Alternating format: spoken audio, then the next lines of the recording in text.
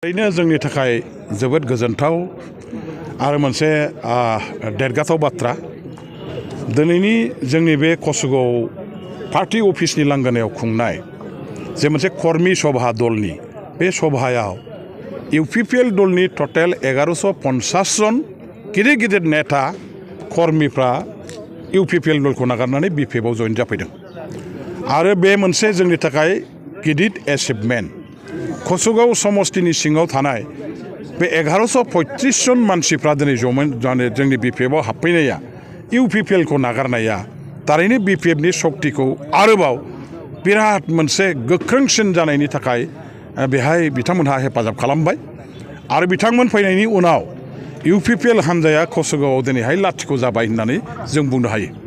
दासिमहालागैबो गोबां गामि गामि गोबां ओनसोल प्राइमारिफ्राव इउपिपिएल हान्जानि दैदेनगिरि नेताफ्रा बिपिएफ हान्जायाव जइन जाफैनो थाखाय बिथांमोनहा सावरायगासिनो दं।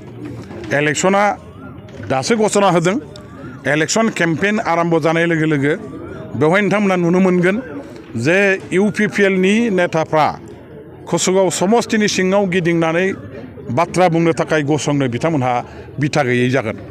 खोनासंग्रा सासेबो मानसि गैयै जागोन। खामानि मावग्रा सासेबो मानसि गैयै जालांनो हागौ।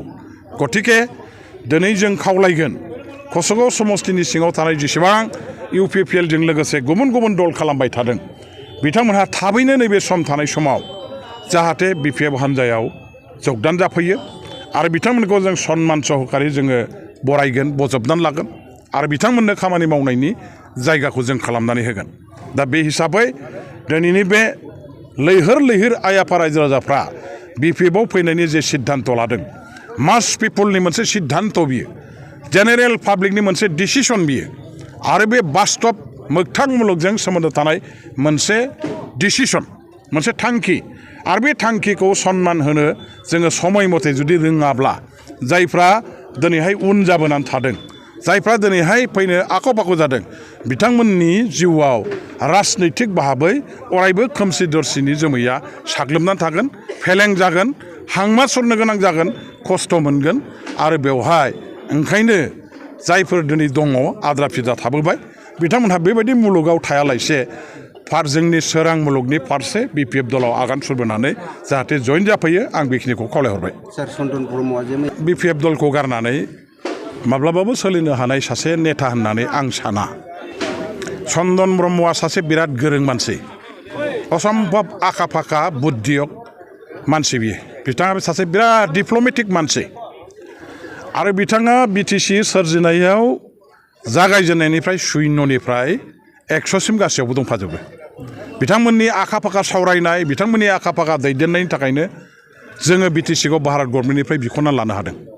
बिटिसिखौ गोख्रोङै सरकार दानानै डेभेलपमेन्टनि रैखाथिनि आइ आफाफोरनि गासैबो गांनाय उखैनाय जोंनि ओनसोलनि जेंनाफोरखौ फोजोबस्रांनानै मोनसे डेभेलप बिटिसि दानायनि जे हाबाफारि एजेन्डाखौ चन्दन ब्रह्म बिथांमोननि दैदेननायजोंनो टीम हाग्रामा महिलारि हिसाबै बिथांमोनहा मावबोदों आरो बेबायदि सासे आखा फाखा रोंगौथि गोनां सासे डिप्ल'मेटिक कूटनैतिक गोरों बेबायदि नेताया दिनैहाय इउपिपिएल दलखौ बिपिएफ दलखौ नागारनानै बबेबा इउपिपिएल दल बबेबा गुबुन दलाव थांनानै माब्लाबाबो खामानि मावनाया बिथांमोननि थाखाय सम्भब नङा। बिथांमोननि परिबेसा बेहाय खुनुदिन मेनेज जाया एडजास्टमेन्ट जाया।